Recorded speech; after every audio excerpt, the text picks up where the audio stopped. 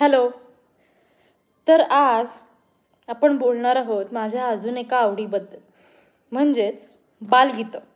आता मध्यंतरी आपण मालिकांच्या गीतांविषयी बोललो होतो, तर बालगीतांविषयी म्हणजे सांग सांग भोलानाथ, पाऊस पडेल काय, शाळेभोवती तळे साचून सुट्टी मिळेल काय, हे वाक्य आणि हे गाणं तर लहानपणी सगळ्यांचं फेवरेट होतं की नाही? माझंही होतं. किंवा त्यानंतर भटो भटो कुठे गेला होतात, कोकणातून काय आणलं, फणस, फणसात काय, गरे, गरात काय, आठळ्या, तुम्ही खा गरे आम्ही खातो गरे, म्हशीला काय, चारखंड. तर अशा पद्धतीची अनेक गाणी. आता सध्या मी लूपवर ऐकते ते गाणं म्हणजे चला मुलांनो आज पाहूया शाळा चांदोबा गुरुजींची. पण मी खरं सांगू, मला खरंच चांदोबा गुरुजींची शाळा काय असते हे मात्र बघायला नक्की आवडेल. कारण मला खूप क्युरिओसिटी किंवा मला खूप इच्छा आहे असं म्हणता येईल की नक्की चांदोबा गुरुजींची शाळा आहे तरी काय. त्याच्यात अनेक अशी इतकी भारी वाक्य आहेत माहितीये की जी कुठेतरी डिरेक्टली जाऊन इथे टच होतात आणि मला तेच बघायचंय. आणि मजा असते ना चांदोबा गुरुजींची शाळा बघायची. बरं, चांदोबा गुरुजींसारखा शीतल थंड माणूस जो कधीच चिडत नाही, तो आपल्या विद्यार्थ्यांना शिकवताना कसा हे करत असे. आपण चंद्राची उपमा सहज देतो कुणालाही, मग तोच चंद्र शाळेत कसा शिक्षक म्हणून शिकवत असेल हे बघण्यात जी मजा आहे ना ती कशातच नाहीये.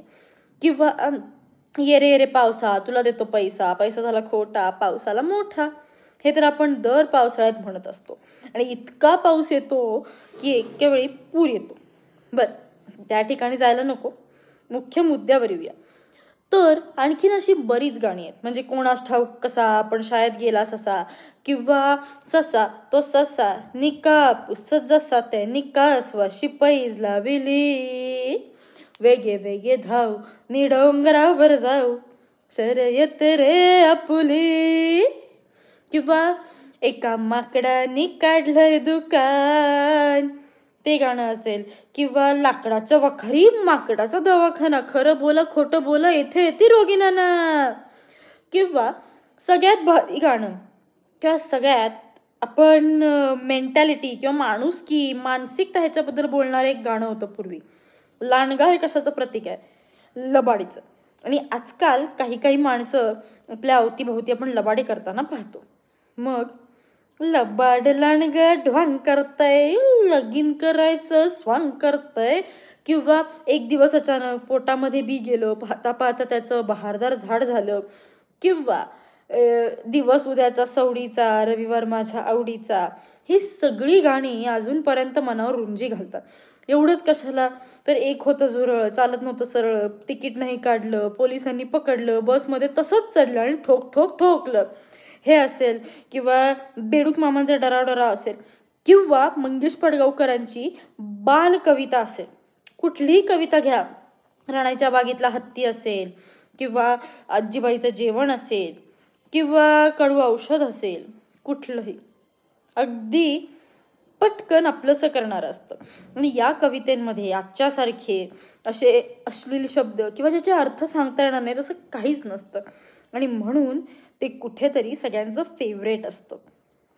तर मला ही गाणी, मला ही कविता, मला हे खूप आवडतं. म्हणजे जेवढे मालिकेचे सॉंग्स आवडत नाहीत किंवा मालिकेची गाणी आवडत नाहीत तेवढी जास्त ही गाणी आवडतात. आणि सध्या मी ती लूपवर ऐकते हे गाणी. चला मुलांनो आज पाहूया शाळा चांदोबा गुरुजींची, हे गाणं तर मी लूपवरच ऐकते. किंवा आता खेळण्याचा, पुस्तक नंतर वाचा, असावा सुंदर चॉकलेटचा बंगला, हे तर माझं ऑल टाइम फेवरेट. म्हणजे मला असं वाटतं की मी ज्या घरी राहते तो बंगला चॉकलेटचा असता तर रोज नवनवीन चॉकलेट्स खायला मिळाले असते. त्या फॅन्टसीज होत्या ना आपल्या. आणि त्यावेळी जिंगल टून्स नावाची एक सीडी होती. त्या सीडीत ही सगळी गाणी मी लूपवरती ऐकली आहे, कॅसेटवरती ऐकले, ऐकून ऐकून रिवाइंडचं बटन तोडलेलं. अशा सगळ्या मी गमती जमती केलेल्या आहेत. आणि ही सगळी गाणी माझी अत्यंत फेवरेट आहे. बरं, आता तुम्ही मला सांगायला विसरायचं नाहीये की कुठली अशी बालगीतं, बालकविता तुमच्या फेवरेट आहे ज्या तुमच्या मनावर अजूनही रुंजी घालतात. मग इंग्लिश असलं तरी चालेल, जसं की हिकरी डिकरी डॉग किंवा जॅक अँड जिल वेंट अप द हिल, तेही चालेल. पण कुठली बालगीतं जी मनावर रुंजी घालतात हे तुम्ही मला सांगताय. आणि हां, पुढच्या व्हिडिओत आपण माझ्या अशाच एका छोट्याशा नॉस्टॅल्जिक गोष्टीबद्दल बोलूया. काय ती गोष्ट? सब्र का फल मीठा होता है. तोपर्यंत बालगीता ऐका आणि कमेंट करायला विसरू नका. Okay, bye bye.